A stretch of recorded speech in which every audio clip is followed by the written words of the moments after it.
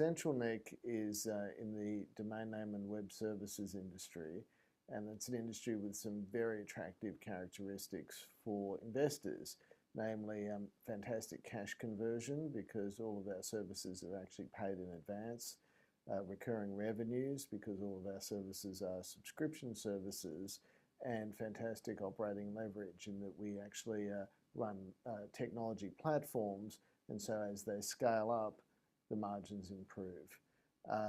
The business is the same all over the world, but in the large markets like the United States and Germany, there are multi-billion-dollar players, whilst in the smaller emerging markets, there are many small companies. What CentralNic is doing now is rolling up small companies in these emerging markets to try and create a new big company representing the rest of the world.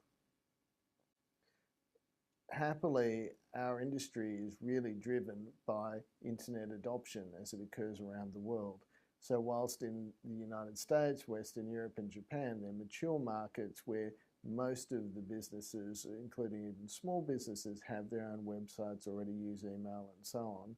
In emerging markets around the world, it's only a relatively small proportion of those businesses. And so as inevitably all businesses are going to move online, that is driving the growth of our industry. CentralNic's particular approach is having world-class platforms that we've already built and operational models that work all over the world, acquiring businesses in the various growth markets around the world and combining them all into a single new company. Yes, we're very happy with the interim results. We've seen growth across all of our divisions, and our EBITDA's actually improved 50% year on year. I guess the main highlights are in the wholesale business. We've been able to retain our #1 position globally. So there are 1,250 of the new top-level domain names, and we retain 6 of the top 20 positions. We're the only company to do that.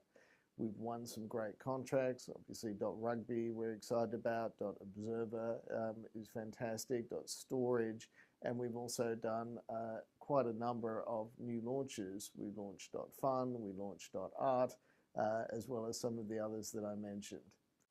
SCNIC's just a phenomenal business, and so really anybody would be very happy to own it.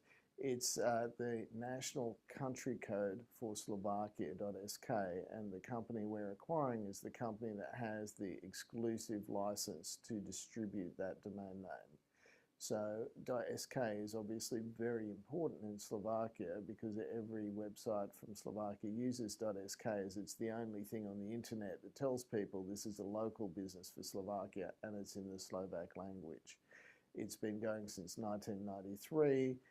There are 360,000 .sk domain names. If you go to Slovakia, you'll see it absolutely everywhere, on every bulletin board, on every sign, everywhere in the whole country. It is virtually a monopoly there. There's a contract with the government. We actually donate 5% of revenues to worthy causes within the developing the Slovak internet. So it's also a very good citizen of Slovakia, and we intend to develop that further. For us, we got it at a very fair price. It was a difficult and complicated deal because there is a contract with the government. There's a big community of people that take a great interest in it, but our plan to invest in it, put it onto better technology platforms, hire more staff as well as all the existing staff in Slovakia, give them training, improve the marketing, and also we have lower prices than they've ever been before, so it's competitively priced. We think is creating a phenomenal basis for future growth. There's a less usage of domain names in Slovakia than in, say, the Czech Republic and certainly than in the UK, but the growth of the Slovak market is double the European average.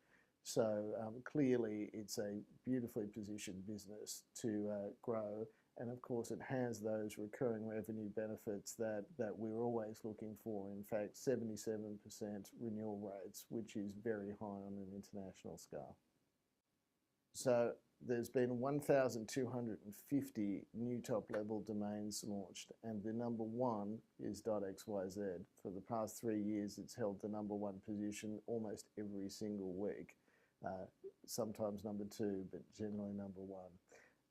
It's the only new top-level domain name used by really major companies around the world. So Google's parent company Alphabet, if you want to find their website, it's abc.xyz. Mark Zuckerberg's used .xyz. Deloitte have used .xyz. The founders of Skype have used .xyz for new projects. And so we couldn't be happier to be the exclusive global distributor of that domain name. We were halfway through a 10-year contract, and we've been able to renegotiate that agreement now, adding an additional 10 years of exclusivity onto our contract, but also making it into a fixed fee contract, which means that every month we receive a fee regardless of their pricing, regardless of what kind of marketing they want to do, which is ensuring that we're aligning that contract with our overall strategy, which is getting extremely predictable recurring revenues over the long term. We're extremely confident about meeting the projections in the market for the end of the year. As you see, we've seen excellent organic growth in the business, and whilst we are very focused on acquisitions, all the underlying businesses, all three divisions, are moving towards a recurring revenues model. Plus, there are some really good opportunities for trading in premium domain names, which we're expecting to contribute to the second half as well. Well, if you look to the United States, there are many multi-billion-dollar companies that are in our industry, particularly VeriSign, a $10 billion market cap company. In Europe, there are companies like United Internet, the 10 billion euro market cap.